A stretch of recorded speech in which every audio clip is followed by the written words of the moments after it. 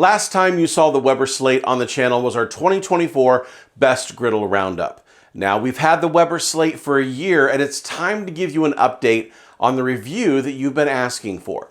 This isn't just an unbox it, cook one thing, and publish a video. This is our experience after one whole year of use, and we put it through the ringer.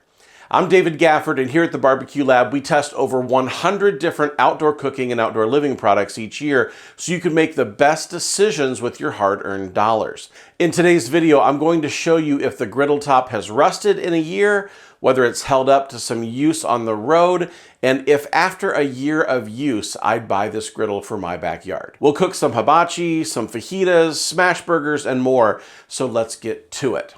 But first, let's cover the disclaimer. Weber sent us this griddle to test last year, and we've continued using it.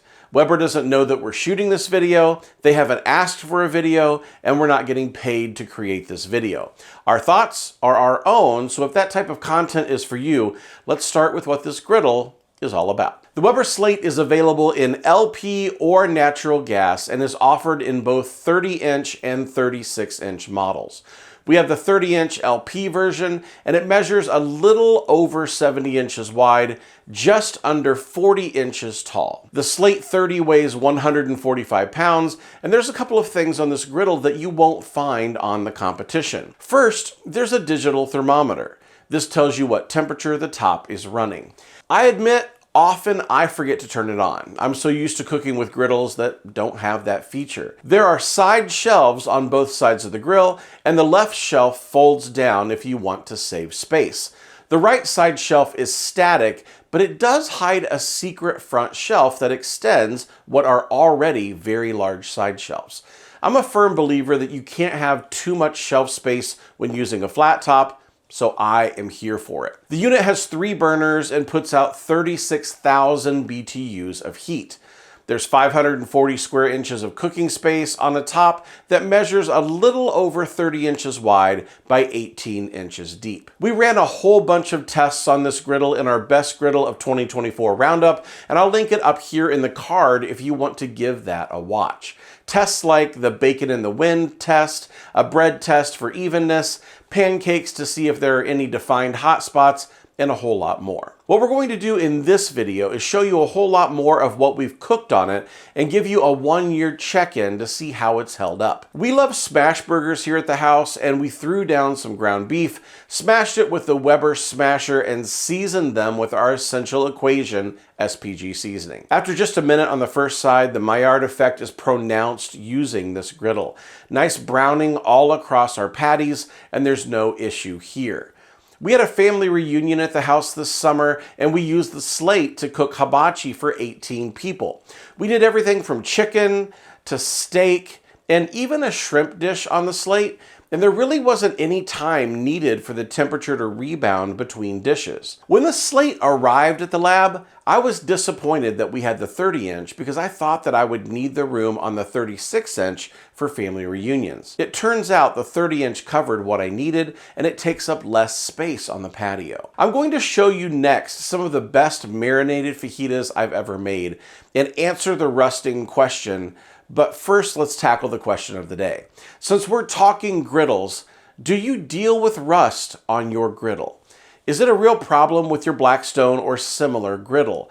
Tell me if that's a problem for you down in the comments, and leave any tips you use to keep rust at bay to help everyone else who's watching. We love fajitas here at the Gafford household, and the kids request them often. I've been playing with an adobo marinade lately, and it's our new favorite way to make fajitas. We broke this recipe out on the Slate, and this griddle handled it like a champ. The marinade is wet, so sometimes you just get boiling of water, but the Slate gave me searing and color, which is really what I was after. If you're looking for an all-over sear using a griddle, I'm really happy with the performance of the Slate in the cooks I've done here at the lab. We can't keep all of the gear we test in our backyard, so a good amount of it spends many months in multiple storage units we keep here as a channel.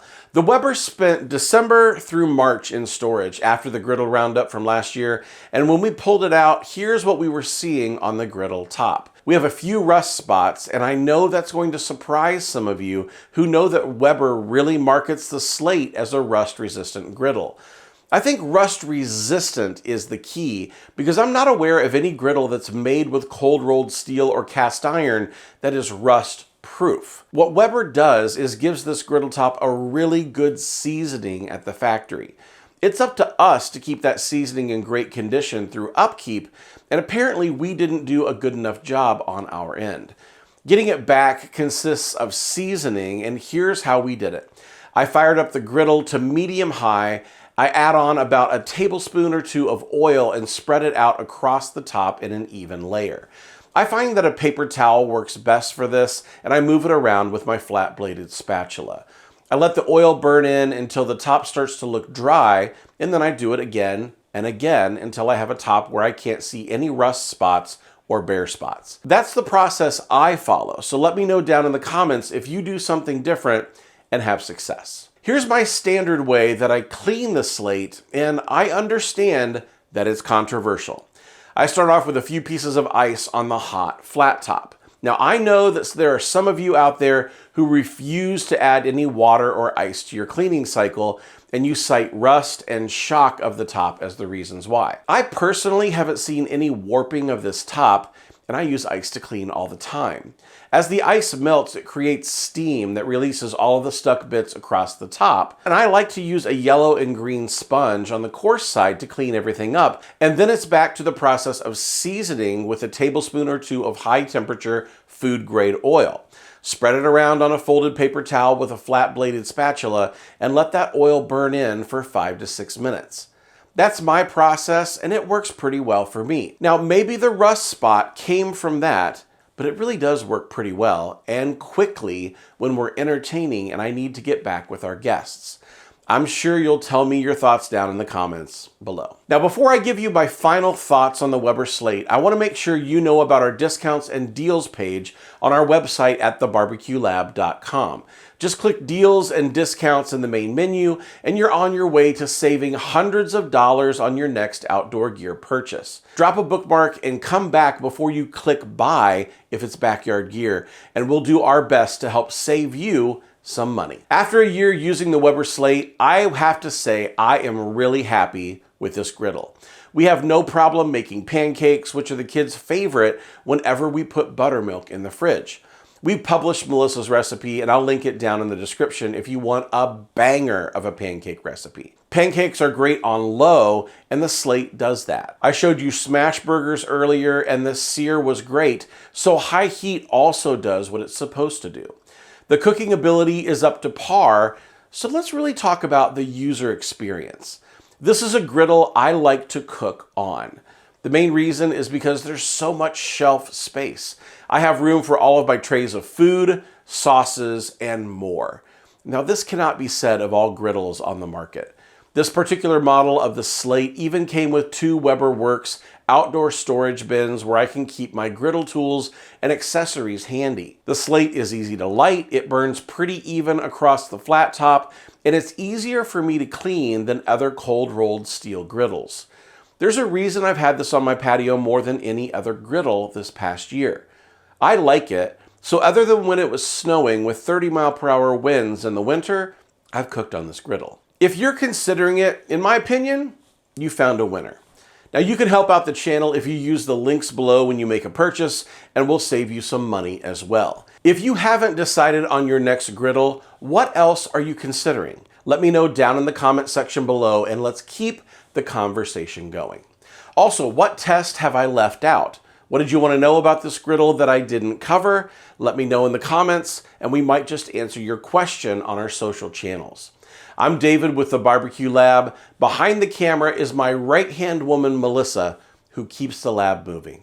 Thanks for watching, and we can't wait to see you on the next one.